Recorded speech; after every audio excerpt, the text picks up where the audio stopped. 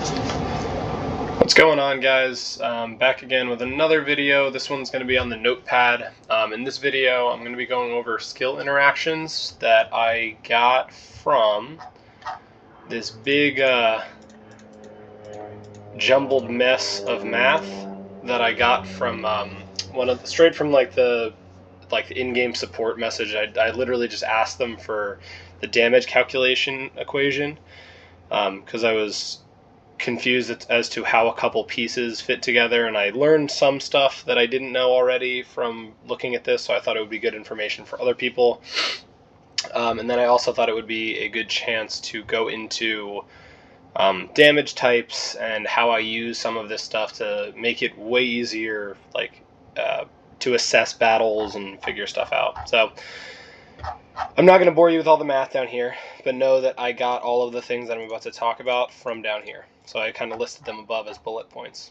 So the first thing in the equation is in this first part here, final attack is just whatever you end up using. So like if it's your aircraft that's attacking, your final attack for aircraft is your overall attack plus your aircraft attack.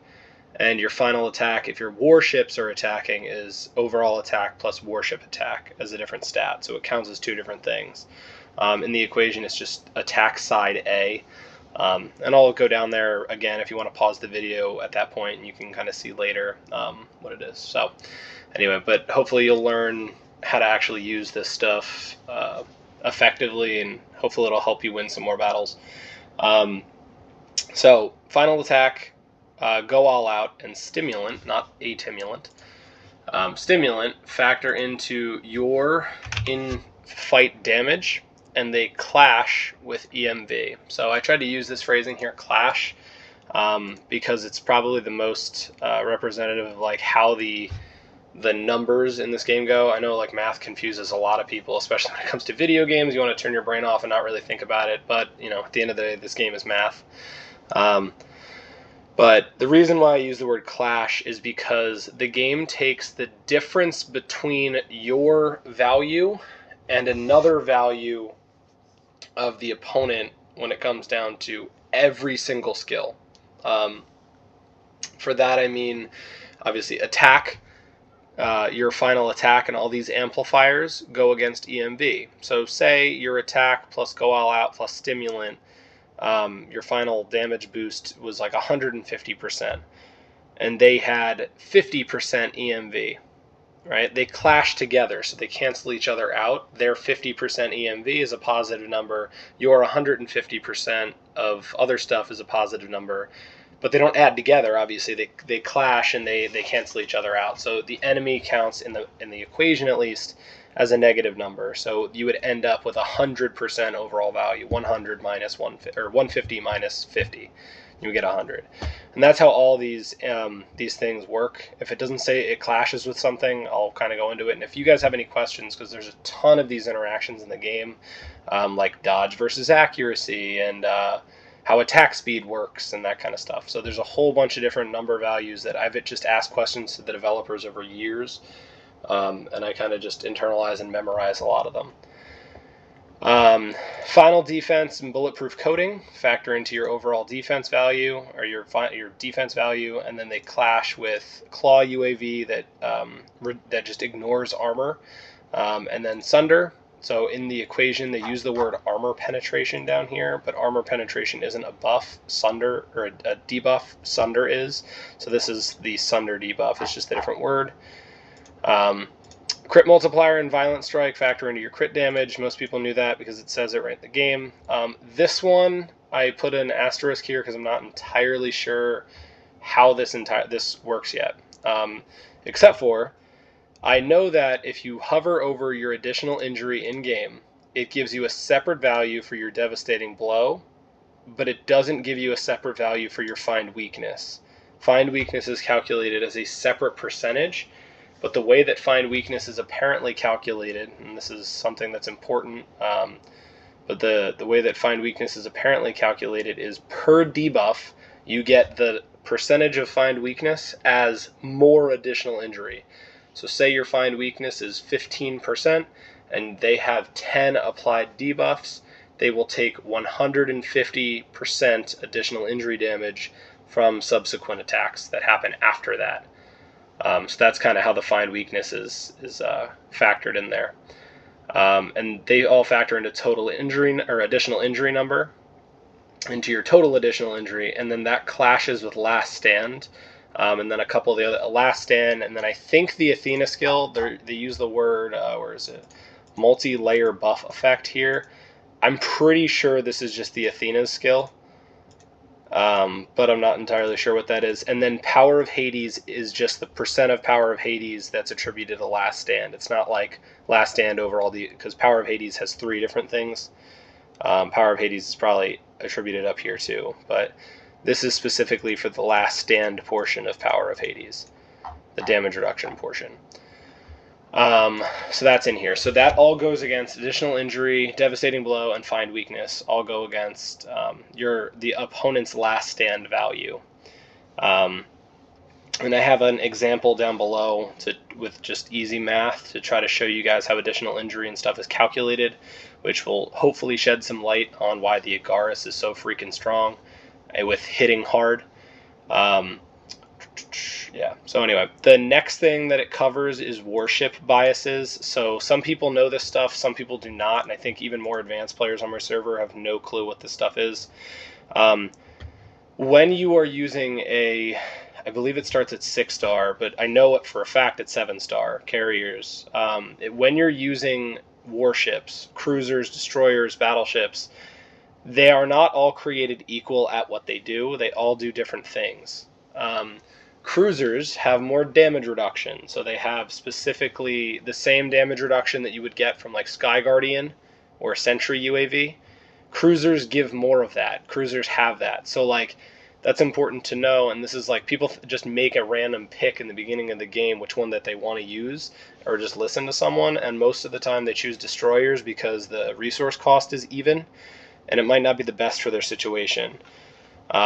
In fact, I actually hate destroyers, and I like cruisers and battleships. I don't use destroyers whatsoever, because I don't think with the current meta that they're actually all that useful. But cruisers have more damage reduction and health. So if you're using like an aircraft attack setup and you plan on using that forever, just use cruisers. They will last longer in your fight. It doesn't even matter with what buffs and stuff you put on them. If you're just using for the damage reduction and you want things in front of you so that you can get more aircraft attacks off, just use cruisers. They have more damage reduction, and they have more health. Destroyers have more damage resistance, or I'm sorry, not damage, overall resistance, which is a different stat. Resistance is their ability to shrug off debuffs, and I mean that in the sense that, like, for example, if I'm talking about what I talked about in the first one with EMV, how, like, say you have 150% between attack, go all out, and stimulant, and then their EMV is 50%. Resistance is a buffer between these 3 values, and this is a negative. So it's like a catch-all, meaning where overall resistance, say you have 25% overall resistance, that's just a random number that I threw out there that's not in the game. Say you have 25% overall resistance, and then the game is taking this calculation into effect, that 150 that I went over before minus the 50 from here. It'll subtract from here, like it'll calculate overall resistance as a buffer before it gets to your attack. So it'll be like, it'll waste the first 25% of the 50% of this EMV, and then it'll only reduce the attack by 25%. And that was kind of, but like, so 150 between these 3, minus 50 from this, and then this will be, it subtracts the 25 resistance first before it actually gets to your attack to reduce. If that makes sense. So that's what resistance is. You're resistant to debuffs, right? So it's a certain percentage, and it's applicable to all debuffs. And destroyers have more dodge. So it's better for lower spending dodge players or dodge players that don't plan on making it to like T7 or T6 or T7, like precise combo and front row support masteries, then destroyers are a decent option for you. Battleships have more critical hit and more accuracy. Battleships are going to probably be the best bet, specifically because of their T7 masteries. They were kind of game changing in precise strike.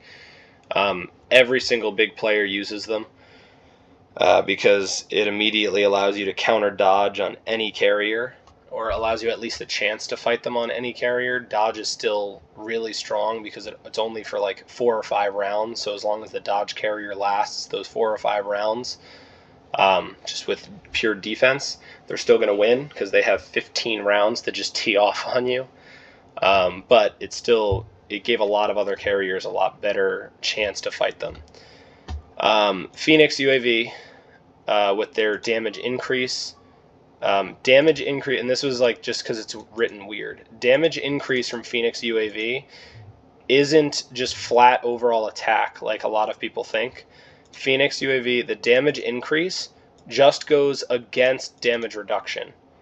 For example, Sky Guardian gives you 65% damage, or Sentry gives you 65% damage reduction.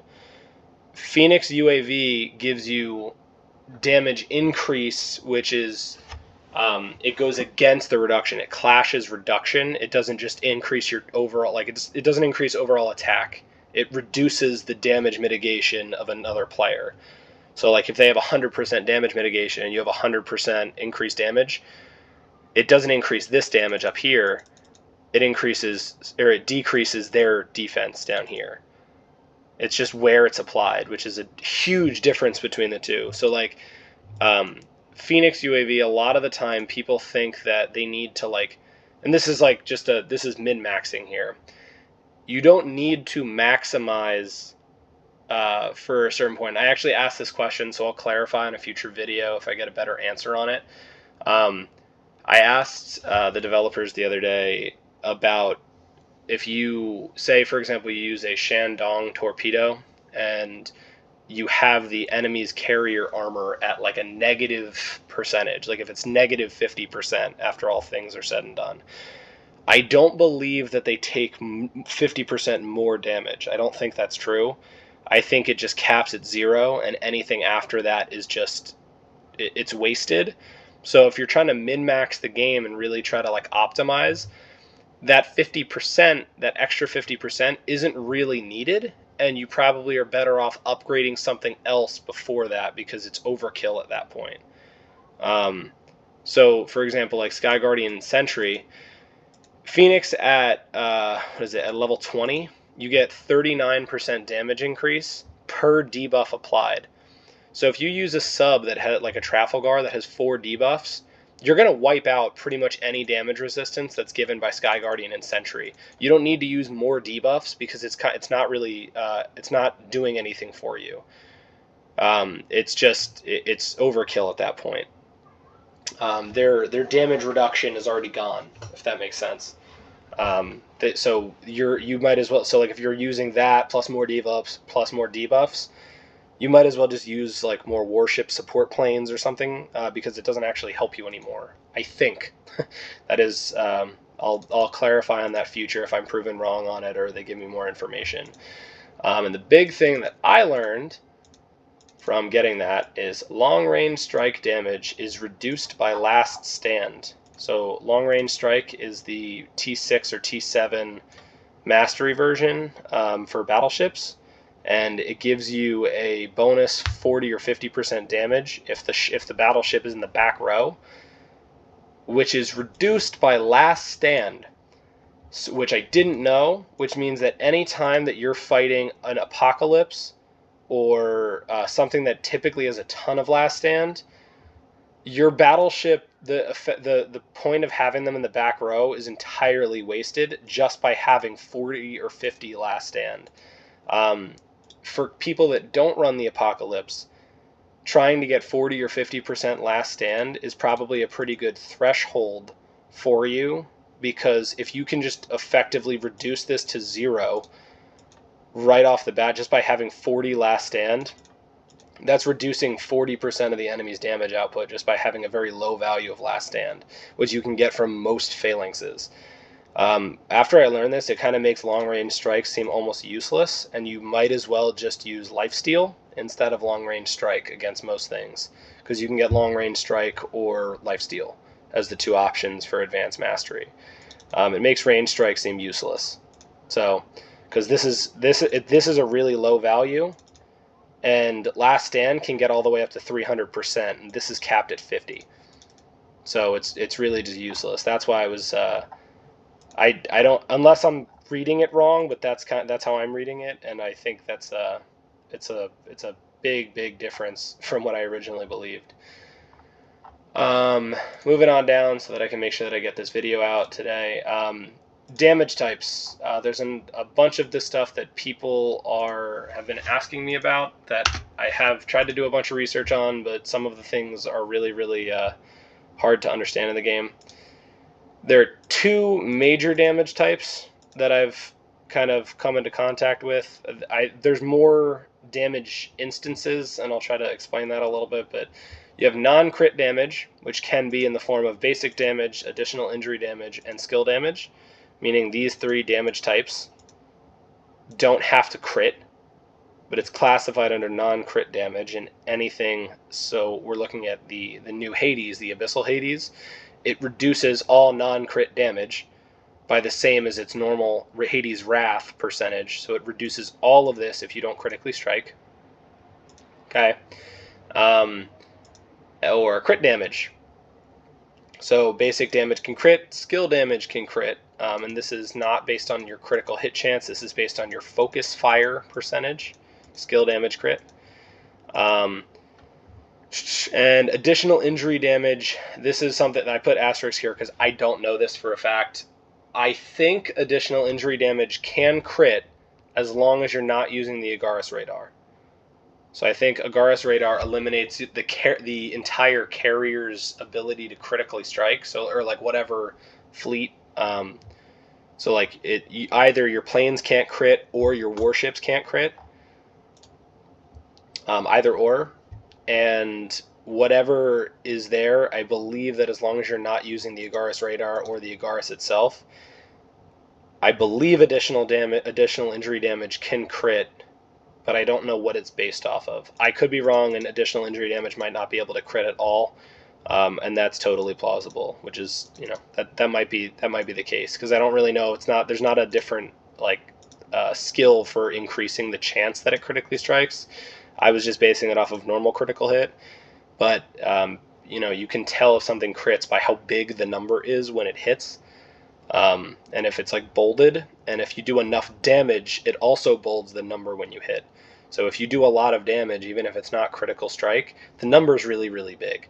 So you're never actually sure if you crit or not when it comes to additional injury. But anyway, so that's one thing to look into further.